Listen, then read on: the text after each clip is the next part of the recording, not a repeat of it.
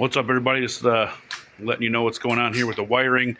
I didn't have a converter box to make these brakes and turn signals as well, so I had to run a third brake light, which is considerably brighter running light than the rest. But when I hit the brakes, okay, it gets brighter. I got left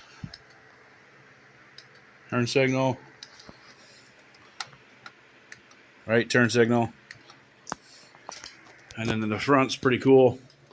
We've got left, right. Then I've got high and low beams. Oh, you can see that over there. See? The horn, I don't know what happened. I had that sucker hooked up here, and it worked when I had that Medusa's nest of wire. But when I put everything together, it seemed to not work. But I did have a little horn that you push this button, and it would beep. So, yeah, that's where we're at. So like I said, I had to do the, because when you put on a turn signal, okay, like that, when I had happened is I wired them what I thought would work, but they would both blink, even though there's two different relays. So basically what I had to do was add the third brake light without buying some ridiculous box and adding a bunch more wires. So now I still have turn signal and brake light. See? Before, if you'd hit the brake, you wouldn't get any turn signal either without that box. So this was the only way that I could do it. And I'm telling you, that tough to wire. Yeah, it's about an inch. About an inch in diameter going under there. And if you can see, there are many, many wires. So I built this box, and I actually had a battery explode on me. It's sitting right out there.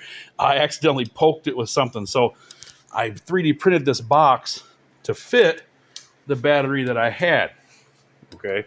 So then I had to make a different one. Or use a different battery, which made things pretty tight in there. So that's why she's not quite closed right there.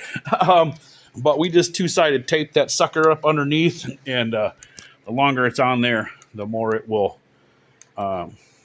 stick. So I do have just a little space between the tire, and the tire will expand a bit. Hopefully it doesn't hit there and rip that sucker off. But yeah, this is pretty cool. So, I'll probably make a little license plate holder for it or something. But I think before I do that, I need to figure out how to get brake on there. I might have to switch the wheel, but I like the look with the two, solid chrome wheels. Like this one's all chrome inside there. It looks pretty sweet. So the battery I'm running is a 3S LiPo, so 11.1 volts, which is your 12 volt LiPo.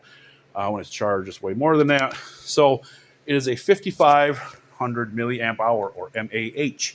So what my draw is here at maximum draw, that's all the lights on, brakes, lights on, all that good stuff. I'm running 1.52 amp draw, which this will run at highest volt or highest draw for 3.5 hours.